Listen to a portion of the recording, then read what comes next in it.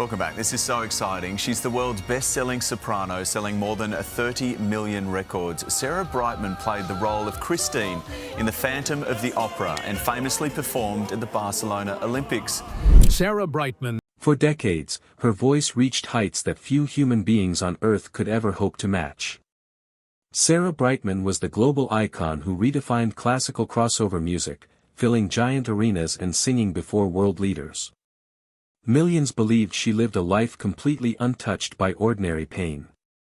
But behind the curtain, away from the glittering spotlights, lay a path marked by deep personal sacrifice, sudden losses, and a quiet search for belonging. How did the world's most celebrated soprano find herself facing her greatest trial when the music finally faded? To understand the weight she carries today, we must look back at the moments that broke her heart long before the world ever noticed. Long before she performed in front of thousands of adoring fans, Sarah Brightman was just a young girl growing up in the quiet town of Berkhamsted, England. As the eldest of 6 children, her childhood was defined by high expectations and strict routine. Her parents recognized her rare creative talent early on, enrolling her in dance and music lessons at the age of 3. While other children her age played outside, Sarah spent countless hours perfecting her posture, honing her vocal pitch, and practicing her routines. Her upbringing was not centered on fun or relaxation, it was built entirely around discipline, focus, and relentless hard work. By the time she reached her teenage years, Sarah enrolled at performing arts schools in London. The environment was extremely competitive, pushing the young artist to her absolute limits. At just 18 years old, she landed a spot in the popular disco dance troupe Hot Gossip. Almost overnight, she experienced her first real taste of national fame when the group scored a top 10 hit record. The sudden exposure was thrilling, but it brought intense public scrutiny that was difficult for someone so young to navigate. Beneath the glamorous costumes and bright television lighting was a teenage girl carrying the weight of proving her worth to an unforgiving entertainment industry. Sarah learned very early in life that applause could easily replace deep personal connections. She worked tirelessly to please her family and her producers, but this relentless drive meant her youth was spent in rehearsals rather than building lasting friendships. This demanding era instilled in her an extraordinary work ethic that would define her entire career. However, it also planted the early seeds of a lifelong struggle between her real personal identity and the public image she presented to the world. Just as Sarah was establishing her independence, an unexpected encounter in the West End theatre world would change the trajectory of her life forever, bringing immense global triumph, but at a cost she never could have anticipated. In the early 1980s, Sarah Brightman landed a role in the original West End production of the musical Cats. It was during this production that she met legendary theatre composer Andrew Lloyd Webber.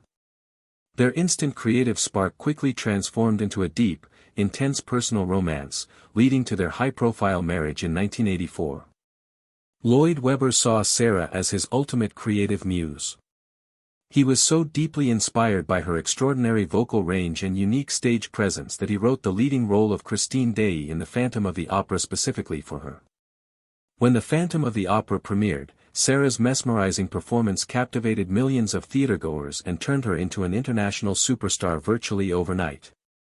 However, behind the grand velvet curtains, intense public jealousy and critical backlash began to take a heavy emotional toll. Critics and industry insiders openly accused her of securing the coveted role purely because of her marriage to the famous composer, rather than her own raw talent. Sarah found herself constantly having to defend her abilities, despite taking the stage night after night and performing demanding vocal numbers with absolute precision. The relentless pressure began to strain both her professional confidence and her private marriage. She worked twice as hard as anyone else in the cast to earn basic respect, but the persistent rumors created an exhausting divide between her and the theater community. The very role that made her a global icon also trapped her in a long shadow she could not easily escape. Sarah realized that no matter how perfectly she sang, many people would always attribute her achievements to the powerful man standing at her side. As the intense scrutiny reached a boiling point, Sarah faced a heart-wrenching decision: stay in the comfort and safety of her husband's theatrical empire, or risk everything by stepping into the unknown alone. By 1990, the private and professional strains became too great to bear, and Sarah Brightman and Andrew Lloyd Webber made the painful decision to divorce. Although they chose to remain professional allies, the personal separation left Sarah completely exposed to the harsh eyes of the media. Many music critics openly predicted that her career would quickly crumble without the backing of her influential former husband. Refusing to let her legacy be defined by a marriage, Sarah made the brave choice to step away from traditional theater and reinvent herself entirely from scratch. She moved to Germany to work with producer Frank Peterson, embarking on a dangerous creative experiment. Together, they forged a brand new musical genre that blended classical opera with modern electronic pop. This grueling transition required total focus, leaving virtually no time for a personal life outside the studio.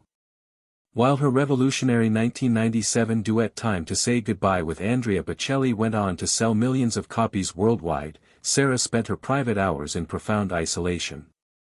She had achieved world domination on her own terms, but the constant drive to prove her independence left her feeling detached from the very audience she was trying to touch. Despite the fame, Sarah began to realize that standing at the top of the music world came with a steep price. The constant international travel, late-night recording sessions, and endless promotional tours left her with little time to build a real home or maintain deep personal bonds. She had proven all her critics wrong, but the silence inside her hotel rooms felt louder than the thunderous applause of the sold-out stadiums she performed in every single night. With her global career at an all-time high, Sarah sought a long-cherished personal dream to complete her life, only to face a devastating, private loss that no amount of wealth or success could ever repair. Behind the dazzling stadium tours and multi-platinum album sales, Sarah held a deep, quiet desire that had nothing to do with music. She longed to become a mother. As the years slipped by, she tried repeatedly to build a traditional family alongside her demanding schedule. However, she faced a series of painful physical setbacks and heartbreaking fertility struggles. Because she was a deeply private person, Sarah chose to keep these deeply personal tragedies completely hidden from the public eye and the invasive entertainment media. Every time she stepped onto a stage in magnificent, shimmering gowns to sing for thousands of cheering fans, she was quietly grieving immense losses that almost no one around her knew about.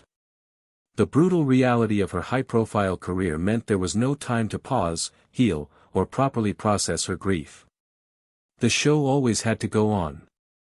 Sarah threw herself deeper into her work as a way to cope with the painful silence in her personal life, using her music as a therapeutic outlet for her hidden suffering. To the outside world, she appeared utterly untouched by human struggle, entirely fulfilled by her brilliant art and glamorous lifestyle. But those closest to her recognized that the stage had become both her peaceful sanctuary and her protective shield. The ultimate tragedy of her private life was that the absolute devotion required to maintain her legendary career often prevented her from healing the deep emotional wound she carried within her heart. Desperate to find a new sense of purpose beyond the world of entertainment, Sarah made a shocking announcement that stunned the world, a mission so dangerous it raised serious questions about what she was truly running toward. In 2012, Sarah Brightman announced an extraordinary plan that left both the music industry and her millions of fans completely bewildered. She was preparing to travel to the International Space Station as a civilian cosmonaut. Her goal was to become the first professional musician to sing live from the vastness of space. Putting her lucrative global career on hold, Sarah moved to Star City, Russia, to undergo grueling physical and psychological preparation alongside elite astronauts and scientists. For over 2 years, Sarah pushed her body and mind to their absolute limits. She endured terrifying high-G centrifuge training, winter survival tests in remote wildernesses, and complex technical studies conducted entirely in a foreign language. To outside observers, it looked like an incredible high-tech adventure, but to those who knew her story, it was a profound search for meaning. Sarah was searching for something vast enough to fill the emotional voids left behind by years of personal heartbreak, unfulfilled family dreams, and heavy solitude. However, in 2015, just a few months before her scheduled rocket launch, Sarah abruptly cancelled her space mission, citing urgent family reasons. The sudden news shocked the media and left the public searching for answers. Reports later revealed that her family desperately needed her support during an intense medical crisis, forcing her to choose between her ultimate dream of reaching space and her deep love for her family. Once again, personal duty pulled her back from the edge of a new horizon. Returning to the quiet reality of life on Earth, Sarah was forced to confront a rapid series of heavy personal losses that would test her resilience like never before. The years following her cancelled space mission brought a relentless wave of personal tragedy that shattered Sarah's world. In 2016, she suffered the sudden loss of her former partner and longtime creative collaborator, Ernst Schutz, alongside several close friends who had formed her core support system over the decades.